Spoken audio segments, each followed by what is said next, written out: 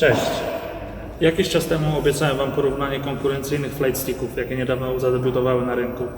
Jako że ja nie jestem zbyt doświadczony, postanowiłem przekazać pałeczkę osobom bardziej rozeznanym w temacie. A któż lepiej przetestowałby flight sticki jak nieprawdziwi piloci?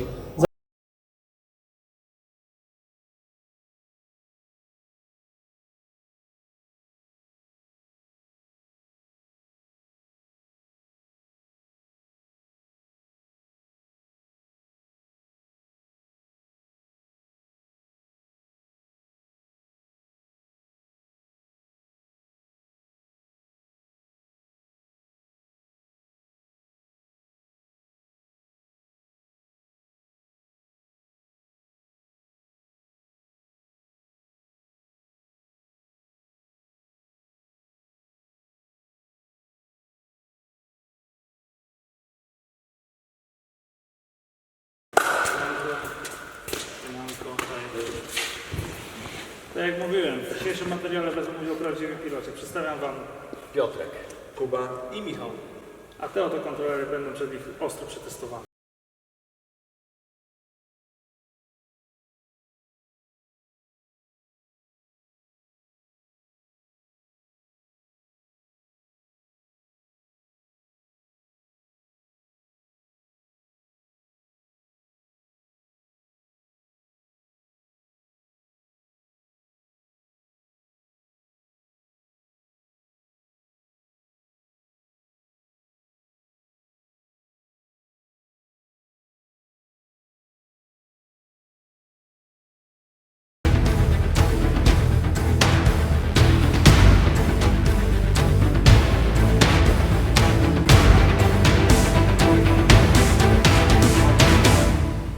Okej, jesteśmy już po testach. Chłopaki ostro przetyrali te kontrolery, więc zapytajmy ich teraz o wrażenia, jakie płynęły z rozgrywki. Który według Was kontroler sprawdził się najlepiej w odwzorowaniu awioniki? Generalnie oba kontrolery działają dosyć podobnie, według mojego uznania. Ten pierwszy, Thrustmaster. Thrustmaster, był bardzo czuły, dużo bardziej czulszy niż ten drugi. Co ja zauważyłem na tym kontrolerze, Mówisz o Thrustmasterze teraz. tak, mówię teraz o nim. Tutaj w pierwszej grze, symulatorze odczułem, że on jest mega czuły, a za bardzo czuły podczas dużych wychyleń sterów. Natomiast przy małych jest dosyć okrojony. I poza tym przepustnica działa troszeczkę niezbyt dokładnie, tak? Ona działa w zakresach, powiedzmy, neutralnym, dodatnim i ujemnym. Natomiast wydaje mi się, że w przypadku tego drugiego można określić dokładnie, ile chcemy mieć mocy. W przypadku kontrolera Hori dosyć głośną była sprawa tak zwanego dead zone, czyli momentu, kiedy gra reaguje na wychylenie drążka.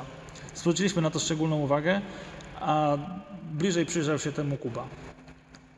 Tak, generalnie w przypadku tego Hori musiałem bardzo dużo wychylić joystick, żeby samolot zareagował.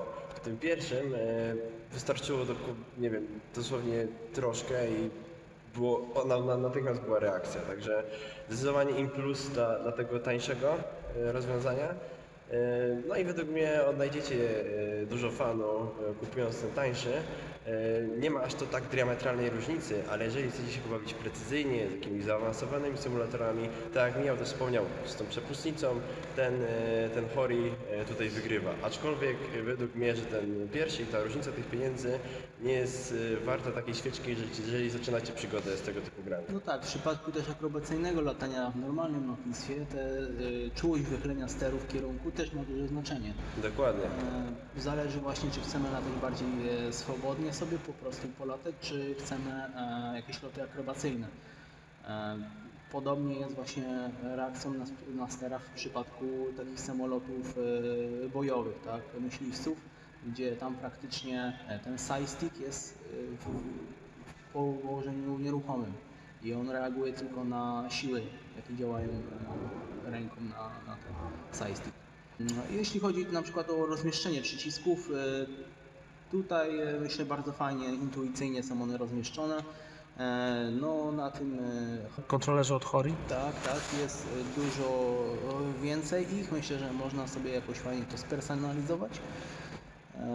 Na pierwszy rzut oka można się trochę pogubić. ale Tak, myślę, że- przerywając Ci jeszcze, sorry, włączaliśmy niejednokrotnie autopilota, bo Tak. mieliśmy jakby pod guzikiem, jest ich dużo, ale według mnie to kwestia czasu, żeby odpowiednio być z tym sfamiliaryzowanym i Tak. wyczuć, ustawić w opcjach. My to jakby pierwszy raz mieliśmy w rękach i no czasami coś tam nam myliliśmy się, więc jest dużo tych przycisków i według mnie no to jest dla takich zapaleńców, co lubią dużo opcji i potem je wykorzystują w grze. Zdecydowanie mniejszą liczbę opcji mamy w przypadku tego tańszego, nie? Także takie jeszcze porównanie. Tak, wypróbowaliśmy te sprzęty w combo z PlayStation VR i tutaj chłopaki chyba to był wasz pierwszy kontakt z VR-em. Jak takie wrażenia? Piotrek został pierwszy, powiedz coś na ten temat. Crazy. Crazy. Tak. Nie, niesamowite. Jak widać całe otoczenie, że patrzysz się na boki, że czujesz się jakbyś siedział w samolocie. Problem jest to, że musisz się nauczyć tego, gdzie masz przyciski na joysticku, dlatego że wtedy musisz ewentualnie zdejmować Nie tylko... widać ich po prostu. Tak. Tak, ale to jest kwestia przyzwyczajenia, ale niesamowite wrażenie. No jest na pewno bliższe temu prawdziwemu lataniu od patrzenia się w monitor. No właśnie miałem o to zapytać, jak porównując rozgrywkę w VR-ze w combo właśnie z flightstickami, jak to się ma przekładając na doświadczenia płynące z faktycznego lotu? Genialne było śledzenie przeciwników podczas walki powietrznej, że mogą odwracać głowę, jak naprawdę to robię w samolocie. Generalnie w monitorze, no sorry, ale tego nie doświadczymy nigdy. No. A tutaj mogłem patrzeć wszędzie i mamy też chyba takie przyzwyczajenie, bo latamy, że w większości przypadków, w przypadku naszego latania, patrzymy jednak i obserwujemy otoczenie. To jest nasz punkt też odniesienia, mamy nie? swoją pamięć mięśniową, gdzie nie patrzymy, gdzie jest joystick, gdzie jest volant i tak dalej, tylko właśnie obserwujemy to, co się dzieje na zewnątrz, ewentualnie na przyrządy, ale nie musimy patrzeć, co od czego jest przycisk, bo mamy tą pamięć wyrobioną. Więc myślę, że gdybyśmy tutaj też narobili sobie tej pamięci mięśniowej... Narobili godzin? Narobili godzin na tym, więc też by dało radę, ale no niezwykły plus tego VR-a jest właśnie to, że można obserwować tą rzeczywistość. Dlatego, że jak normalnie latasz, no to nigdy nie jest tak, że patrzysz fixed pole przed tobą, tylko patrzysz się cały czas na boki, na prawo, na lewo no i tutaj właśnie dzięki VR-owi no jest tak samo. Ten kąt widzenia właśnie w monitorze jest okrojony, tak jak ludzkie oko, podobnie, a tutaj właśnie możemy... No tak, jeżeli wtedy ustawimy regulować. kamerę tylko taką z kokpitu, no to mamy tylko to, co na wprost, nie ma możliwości rozglądania się, więc według mnie to już jest tylko gra, a jednak jeżeli chcemy użyć słowa symulacja, to Google VR to jedyne słuszne rozwiązanie. Okej. Czyli podsumowując, flightsticki podbijają doświadczenia płynące z rozgrywki, włącznie z VR-em, który po prostu wydaje się być idealną opcją do tego. Wypadałoby w jakiś sposób to podsumować i może podsunąć pomysł naszym widzom. Jeżeli mielibyście wybierać, który flightstick jest dla Was? Piotrek? Ja jeżeli miałbym kupić flightstick, no to wydaje mi się, że kupiłbym droższy.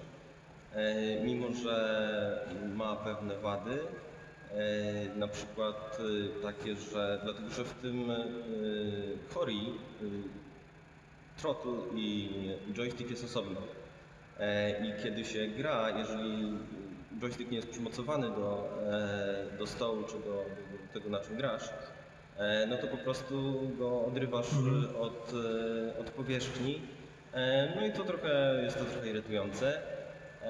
Ale uważam, że przepustnica jest zdecydowanie lepsza i jeżeli chcesz, czy jeżeli myślisz o tym, żeby w ogóle panować nad prędkością, no to wydaje mi się, że w takim wypadku ja wybrałbym to. Okej. Ja myślę, że właśnie tak jak Piotrek wspomniał i tutaj duża wada tego Hori jest to, że on jest trochę mało stabilny. Jest, nie wiem, zbyt lekki może na podstawce, że jednak się faktycznie przesuwa. Natomiast no jednak cena mniej więcej jest chyba prawie trzykrotność tego pierwszego, Dwukrotność bardziej. dwukrotność powiedzmy.